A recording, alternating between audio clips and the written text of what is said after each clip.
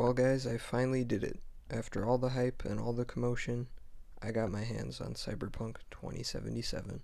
As soon as I started playing, I was instantly blown away, mainly because it worked on my Xbox. I have a 7-year-old Day 1 Edition Xbox, and I was not expecting this game to work at all, and I was honestly kind of surprised that it did work, and it honestly worked pretty well. It kind of made me angry because I was looking forward to having a bunch of glitchy content that's really funny. Um, and I really didn't get much of that. I was kind of disappointed. And, I honestly considered asking for a refund because it worked too well. Now, don't get me wrong, it definitely does have issues. It has a lot of performance issues on the Xbox. The FPS is inconsistent. Sometimes textures take a while to load in. And there is a lack of NPCs and cars on the road. It feels like I'm playing Saints Row 2, like the game loads in like a similar way too when you're driving really fast. And honestly, it is exactly like Saints Row 2. Like, I could pop in Saints Row 2 on my Xbox One, and it would run just as well as this game does if you're driving a car. Like, it's ridiculous. But yeah, the lack of NPCs and cars on the road was kind of a major issue for me because it really broke the immersive feel of some of the environments where characters did load in.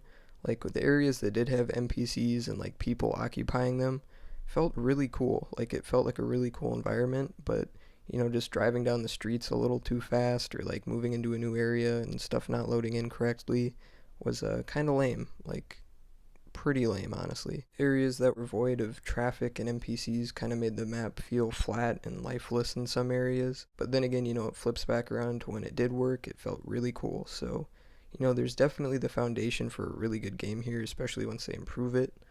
Um, it's pretty cool. And overall, I didn't have any major performance issues, just some of the textures not loading correctly.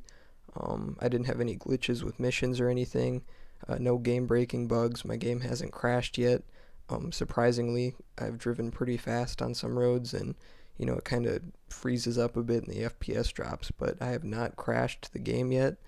I have tried everything to crash this game and it has not worked, which is amazing to me because again, I am playing this on my 7-year-old Day 1 Edition base Xbox One. And yes, I do have performance issues with FPS and objects and textures not loading in, and this is definitely not the state you want a game like this to be in on launch.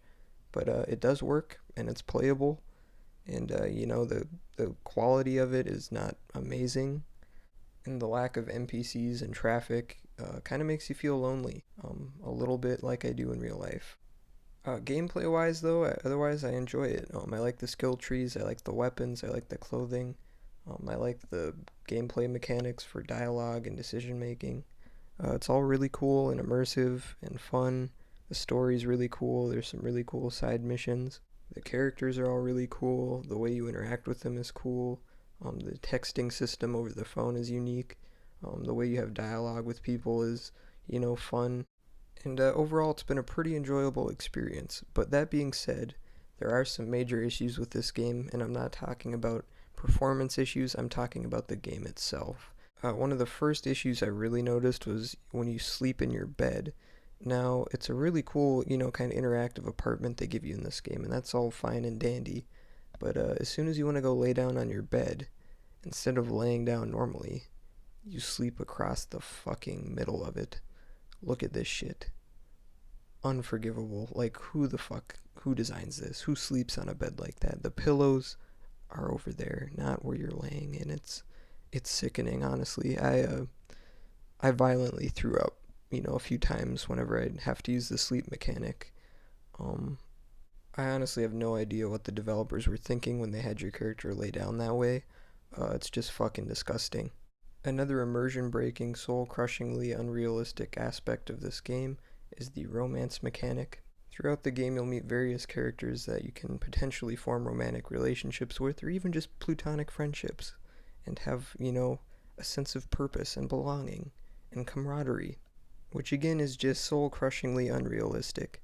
Some of the unrealistic elements of this mechanic include getting text back from your romantic interest, forming friends groups and having friends, and of course the stinging pain you feel when you snap back to reality and have to face the depressing, lonely void of real life. Damn, man. I just don't know how much more I got in me. One of the cool features in Cyberpunk is how you're able to sneak up behind enemies and choke them out. It's a safer, more efficient way to approach combat, and it's also really cool and fun. So yeah, overall, I've really enjoyed Cyberpunk despite the performance issues and the soul-crushing relationship system. I think once this game gets patched up and fixed and updated, it'll be really cool. I'm hoping that they add some post-game content and DLC, because right now it's like pre-Fallout 3 DLC, and it's kind of shitty and lame. I want some post-game content, and I want to be able to like interact with characters too. I want to be able to call them up and go bowling like in GTA 4. So maybe add that in, and also the post game part too. That'd be kind of cool if I could just keep playing, see the effects of my decisions, do side quests, whatever. Hang out with characters and go bowling. That's mainly my biggest wish right now. But yeah, Cyberpunk has a lot of potential to be a great game. I just hope that they add in some of that post game stuff. Again, just like with Fallout 3 did with their ending, where they kind of added it later on. Maybe they'll do that. I don't know. I don't know anything. But I do know that Cyberpunk is a 10 out of 10 game. And that's my score. That's this. This was a review. Surprise. Review. Review. This was a review. And it's a 10 out of 10. God. See you guys next time.